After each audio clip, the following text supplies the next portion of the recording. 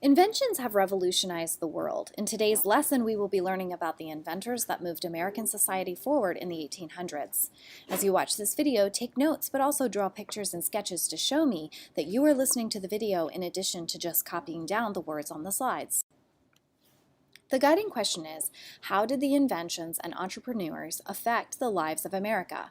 First, let's define the difference between an inventor and an entrepreneur. An inventor is a person who is the first to think of or make something. Inventors think about the world around them. They observe things that are working well for society and are curious about how things are made. Inventors consider what life would be like in the future and how the development of technology and new strategies as well as new thinking and ideas can lead to a better world. Inventors aren't satisfied with the way things are. They are always thinking about what they could do and change and improve to create. Inventors are creatives. They have to muster up courage and persistence. Inventing is a process. There is a lot of trial and error. These type folks are resilient. That means that when they fail, they don't get upset. Instead, they view their failure as an opportunity to learn what did not work and what they could do to get closer to the solution. I can definitely see some of you becoming inventors one day, and you can start now with how much you think and read and learn and wonder. Entrepreneurs are those who organize resources to bring a new or better product or service to market in the hopes of earning a profit. So what does that mean? Well, they are the ones who turn the invention or the idea into a business to make money. Sometimes inventors are also the entrepreneurs themselves who take their newly invented product or idea and sell it for money.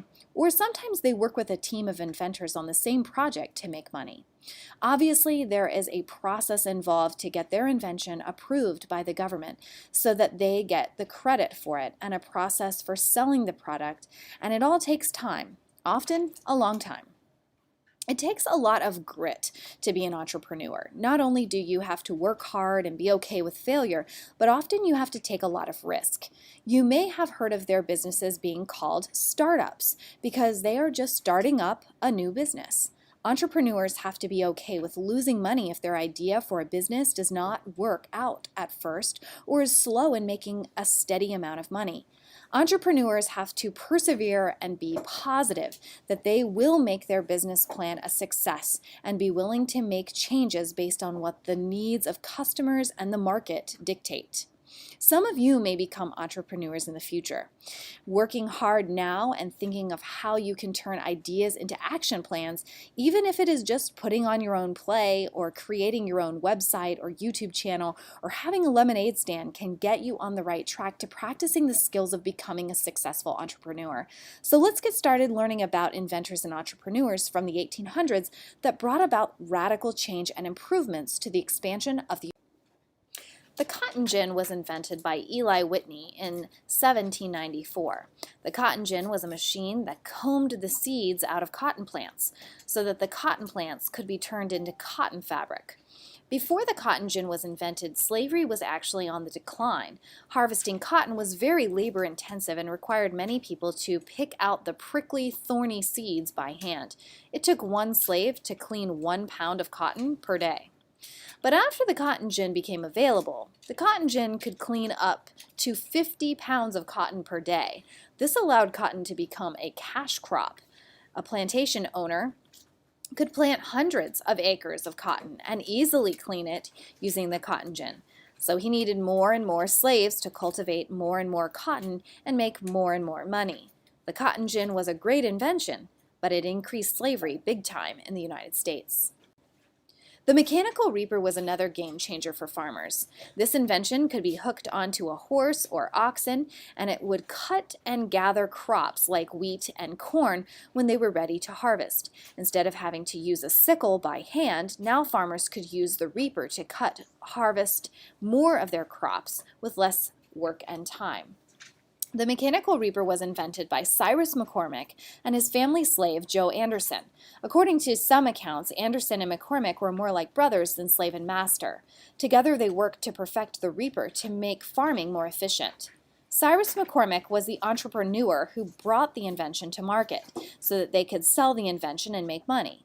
The mechanical reaper increased the productivity of the American farmer because now he could grow more crops and harvest them much more quickly and easily than he had before.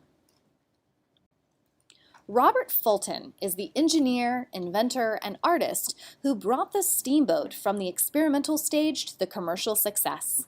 Fulton had the idea to build a boat that was powered by a steam engine. He partnered with New York businessman Robert Livingston, who agreed to fund the project. Robert's first steamboat quickly broke apart and sunk. He could have easily gotten discouraged, however, he did not give up. He learned from his mistakes and a year later successfully tested out his first steamboat in England. Talk about grit! Robert had built his first steamboat in England, but now wanted to build a steamboat in the United States. But England would not legally let him take the steam engine out of the country. They were trying to keep the technology of the steam power for themselves.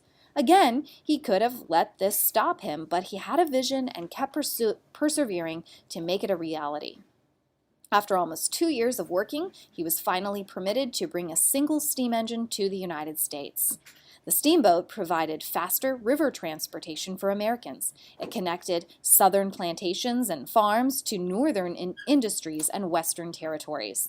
This was a big deal because now crops like tobacco and cotton that were grown in the South could be sent on steamboats up to the rivers or the steamboats up the rivers to factories to turn the natural resources into products that people would buy. The steam locomotive was another invention that revolutionized America in the 1800s. Trains began with the idea of the horse car, which ran smoothly on rails that had been laid in the road, and the railroad was born. Rails reduced the bumpiness of regular wagons on gravel roads and increased efficiency, meaning ease and quickness. The first railroad of this kind in America was built in Boston in 1807. The idea caught on in other cities and towns, and long lines of railroads of this kind were soon built to carry both passengers and produce.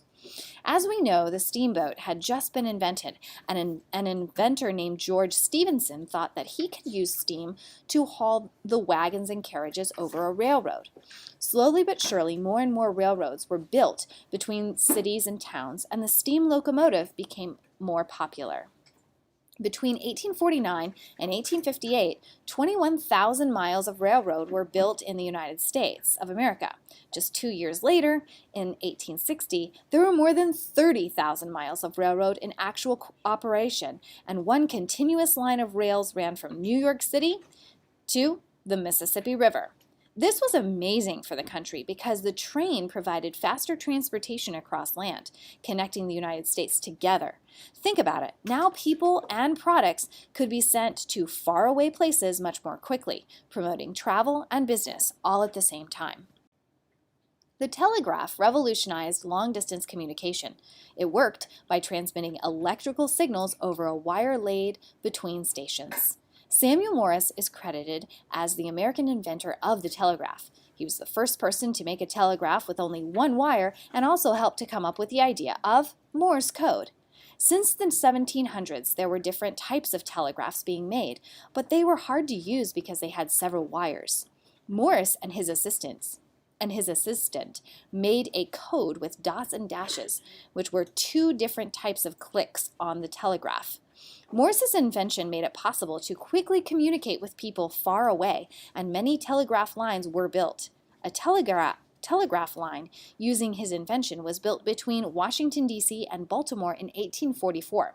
By the 1860s, there were telegraph lines all around North America, and in 1866, a telegraph line was built across the Atlantic Ocean.